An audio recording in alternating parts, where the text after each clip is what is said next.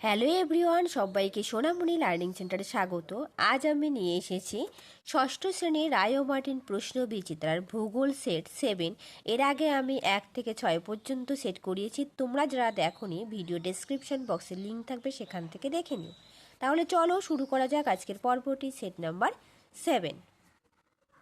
দেখো, একের দাগে বলেছে সঠিক উত্তরটি বেছে নিয়ে লেখো। 1 নম্বর প্রশ্ন, ভারতের একটি পশ্চিম বাহিনী নদীর নাম লেখো। কৃষ্ণা, গঙ্গা, নর্মদা নাকি গোদাবরী? তো সঠিক উত্তরটি হবে নর্মদা নদী। দেখো আমি এখানে ভারতের নিচটা এঁকেছি, একটুখানি দেখে নাও। এটা পশ্চিম বাহিনী, এটা পূর্ব বাহিনী। পূর্ব দিকেরটা পূর্ব বাহিনী বলা হয়, পশ্চিম দিকেরটা পশ্চিম বাহিনী বলা হয়। পূর্ব বাহিনী নদীগুলো হবে গোদাবরী, কৃষ্ণা, কাবেরী, এগুলো পূর্ব বাহিনী নদী। আর নর্মদা, তাপ্তি এগুলো হচ্ছে কি পশ্চিম বাহিনী নদী। কেমন? পরের প্রশ্ন দেখো, 2 দাগ, গারো, খাসি ও জয়ন্তিয়া পাহাড় কোথায় অবস্থিত? মেঘালয়ে অবস্থিত। পরের প্রশ্ন 3 দাগ, শনি গ্রহের চারপাশে উজ্জ্বল বলয় আছে কয়টি? আছে 7টি উজ্জ্বল বলয় আছে। পরের প্রশ্ন 4 দাগ, প্রাচীনকালে নাবিকরা উত্তর দিক ঠিক করতেন। সঠিক উত্তরটি হবে ধ্রুবতারা পর্যবেক্ষণের মাধ্যমে। কিসের মাধ্যমে? ধ্রুবতারা পর্যবেক্ষণের মাধ্যমে। পরের প্রশ্ন দেখো, 5 দাগ, বুধ সূর্যকে পরিক্রমণ করে। সঠিক উত্তরটি হবে অপশনে 88 দিনে। পরের প্রশ্ন 6 দাগ, ম্যাগেলান জাহাজে চেপে যাত্রা করেন। কোন দিকে যাত্রা করেছেন? পশ্চিম দিকে যাত্রা করেন। এরপর দেখো 2 দাগ, 2 কথায় উত্তর দাও। 1 নম্বর প্রশ্ন বলেছে হ্যালির ধূমকেতুর শেষ 1986 খ্রিস্টাব্দে দেখা গেছে, আবার কত সালে একে দেখা যাবে? উত্তরটা হবে 2062। পরের প্রশ্ন দেখো 2 দাগ, শুক্র গ্রহকে সন্ধ্যাবেলা ছাড়া আর কোন সময়ে আকাশের কোন দিকে দেখা যায়? উত্তরটা লিখবে ভোরবেলা আকাশের পূর্ব দিকে দেখা যায়। ভোরবেলা দেখা যায় আর পূর্ব দিকে দেখা যায়। পরের প্রশ্ন দেখো 3 দাগ, মহাকাশ থেকে পৃথিবীকে কি রঙের দেখায়? উত্তর হবে নীল রঙের দেখায়। পরের প্রশ্ন 4 দাগ, ভারতের দক্ষিণতম মূল বিন্দু কোনটি? উত্তর হবে ইন্দিরা পয়েন্ট। ইন্দিরা পয়েন্ট ভারতের দক্ষিণতম মূল বিন্দু। এটা হচ্ছে দক্ষিণতম বিন্দু, এটা হচ্ছে উত্তরতম বিন্দু। উত্তরতম বিন্দুটাকে বলা হয় কি? ইন্দিরা কল। আর দক্ষিণতম বিন্দুটিকে বলা হয় ইন্দিরা পয়েন্ট। এই দুটো একটু মনে রাখবে, গোলমাল করবে না। এরপর দেখো 3 দাগ, শূন্যস্থান পূরণ করো। 1 নম্বর প্রশ্ন, ভারতের উচ্চতম পর্বতশৃঙ্গ ড্যাশ। উত্তর নেবে গডইন, ওয়েস্টিন বা কেটু ভারতের উচ্চতম পর্বত শৃঙ্গ। পরের প্রশ্ন 2 দাগ, লক্ষ লক্ষ নক্ষত্র নিয়ে তৈরি হয় কি? ছায়াপথ তৈরি হয়। এরপর দেখো 4 দাগের পার্থক্য লেখো যে কোনো একটি। 1 নম্বর প্রশ্ন, অন্তস্থ গ্রহ বহিস্থ গ্রহের মধ্যে পার্থক্য তোমাদের টেক্সট বইয়ে 6 নম্বর পেজে রয়েছে। চলো দেখিয়ে দেওয়া যাক। দেখো, এখান থেকে লিখবে সৌর পরিবারের ভিতরের দিকের অন্তস্থ গ্রহ বুধ, শুক্র, পৃথিবী, মঙ্গল। আর সৌর পরিবারের বাইরের দিকের গ্রহকে বলা হয় বহিস্থ গ্রহ। উদাহরণ দিবে বৃহস্পতি, শনি, ইউরেনাস, নেপচুন। এইটুকু লিখবে। সৌর পরিবারের প্রত্যেকটি গ্রহ নিজের অক্ষের চারদিকে এবং সেই সঙ্গে সূর্যের চারদিকে ঘুরছে। শুক্র বাদে প্রত্যেকটি গ্রহই ঘড়ির কাঁটার বিপরীত দিকে এবং পশ্চিম থেকে পূর্ব দিকে আবর্তন করছে।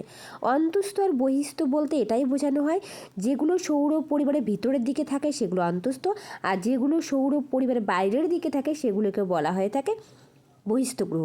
তার সাথে উদাহরণ দিবে, তাহলে 2 নম্বরের প্রশ্ন হয়ে যাবে। পরের প্রশ্ন দেখো 2 দাগ, পশ্চিমঘাট পর্বতমালা, পূর্বঘাট পর্বতমালা, এই দুটো সম্পর্কে তোমাদের লিখতে হবে। এটাও আমি তোমাদের টেক্সট বই থেকে দেখিয়ে দেব। দেখো, তোমাদের টেক্সট বইয়ের 75 নম্বর পেজে অর্থাৎ 75, পশ্চিমঘাট ও পূর্বঘাট পর্বত। পশ্চিমঘাট পর্বতের উত্তর ভাগের নাম সহ্যাদ্রি। তারপরে পয়েন্ট, আনাইমালাই পর্বতের আনাইমুদি দাক্ষিণাত্য মালভূমির উচ্চতম শৃঙ্গ।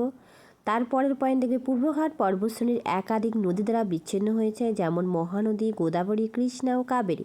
এই নদীগুলো প্রত্যেকটাই বঙ্গোপসাগরে পড়েছে, কিন্তু নর্মদা আর তাপি নদী পশ্চিম দিক দিয়ে গিয়ে খাম্বাত উপসাগরে পড়েছে। এইটুকু লিখবে পশ্চিমঘাট ও পূর্বঘাট পর্বতমালা। পরের প্রশ্ন 5 দাগ, নিচের প্রশ্নগুলির উত্তর সংক্ষেপে লেখো যে কোনো দুটি। 1 নম্বর প্রশ্ন, ভারতের অক্ষাংশ দ্রাঘিমাগত অবস্থান উল্লেখ করো। ভেরি ভেরি ইম্পর্টেন্ট প্রশ্ন। দেখো তোমাদের টেক্সট বইয়ের 65 অর্থাৎ 65 নম্বর পেজে রয়েছে নিরক্ষরেখার উত্তরে অর্থাৎ উত্তর গোলার্ধে আর মূল মধ্যরেখার পূর্বে অর্থাৎ পূর্ব গোলার্ধে রয়েছে ভারত। ভারতের মূল ভূখণ্ড দক্ষিণে 8°4' উত্তর অক্ষরেখা থেকে উত্তরে 37°6' উত্তর অক্ষরেখার মধ্যে অবস্থিত। আবার পশ্চিমে 68°7' পূর্ব দ্রাঘিমা রেখা থেকে পূর্বে 97°25' পূর্ব দ্রাঘিমার মধ্যে অবস্থিত। কর্কটক্রান্তি রেখা প্রায় মাঝখান দিয়ে গিয়ে ভারতকে উত্তর ও দক্ষিণে ভাগ করেছে। আবার 80° পূর্ব দ্রাঘিমা রেখা ভারতকে পূর্ব পশ্চিমে ভাগ করেছে। এইটুকু খুব সুন্দর করে লিখবে, খুবই ইম্পর্ট্যান্ট একটা প্রশ্ন। পরের প্রশ্ন দিয়ে দেখ টিকা লেখো বামন গ্রহ, তোমাদের টেক্সট বইয়ের 8 নম্বর পেজে রয়েছে।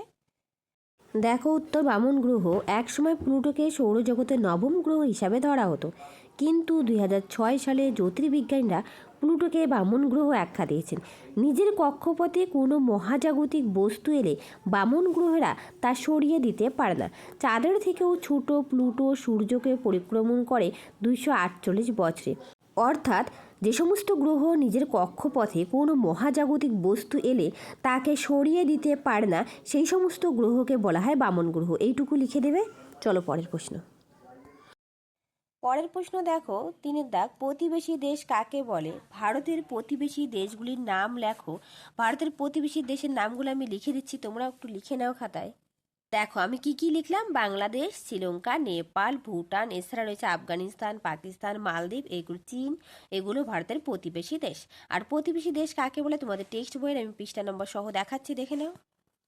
দেখো উত্তর, তোমার বাড়ির আশেপাশে যারা থাকে তারা হলো তোমার প্রতিবেশী। ঠিক তেমনি কোনো দেশের আশেপাশে অভ্যস্ত দেশগুলিকে ওই দেশের প্রতিবেশী দেশ বলা হয়। তারপর দেখো এখানে একটু বলে দেই, এখানে যে দেওয়া আছে না, ভারতের সবথেকে জনবিরল রাজ্যের নাম সিকিম, সবচেয়ে জনবহুল রাজ্য উত্তরপ্রদেশ, জনবিরল সিকিম, ক্ষুদ্রতম রাজ্য গোয়া, ভারতের বৃহত্তম রাজ্য রাজস্থান, বৃহত্তম শহর মুম্বাই, রাজধানী নিউ দিল্লি, তারপরে সাক্ষরতা হার 74.04%। এগুলো অবশ্যই পড়বে, এগুলো শর্ট কোশ্চেন আসবে। আর ভারতের চারদিকে কী রয়েছে, এই প্রশ্নটা 2 নম্বরের জন্য আসবেই পরীক্ষায়, এটা একটু দাগিয়ে নাও। এরপর দেখো 6 দাগ, নিচের প্রশ্নগুলির 7-8 লাইনে উত্তর দাও যে কোনো দুটি। 1 নম্বর প্রশ্ন, কোনো জিনিসের ওজন পৃথিবীর মাঝ বরাবর অর্থাৎ নিরক্ষরেখায় যা হয় 2 মেরুর কাছে তার বেশি হয়, কারণ ব্যাখ্যা করো। চলো উত্তরটা দেখে নেওয়া যাক। দেখো এই প্রশ্নের উত্তরটা বইয়ে তেমনভাবে আমি পাইনি, তোমরা এখান থেকে একটু লিখে নাও প্রত্যেককেই। স্যার আইজাক নিউটন প্রদত্ত মাধ্যাকর্ষণ সূত্র অনুযায়ী এটা জানা যায় যে, এখান থেকে এই পর্যন্ত খুব সুন্দর করে লিখে নেবে, ঠিক আছে। নিচে দেখো লেখা আছে, মেরু অঞ্চল নিরক্ষীয় অঞ্চলের তুলনায় কেন্দ্রের কাছে থাকায় এখানে বস্তুর ওজন বেশি। এই পর্যন্তই তোমরা লিখে দেবে। কেমন, এই প্রশ্নটা ইম্পর্টেন্স তেমন একটা নেই, তবু তোমরা একটু পড়ে রেখো, যদি পরীক্ষায় আবার আসে, বলা যায় না। পরের প্রশ্ন দেখো 2 দাগ, পৃথিবী গোলাকার আকৃতি 3টি প্রমাণ লেখো। এই প্রশ্নটা তোমরা বই থেকে লিখে নেই, পৃথিবী গোল এই ধারণার প্রথম কাদের।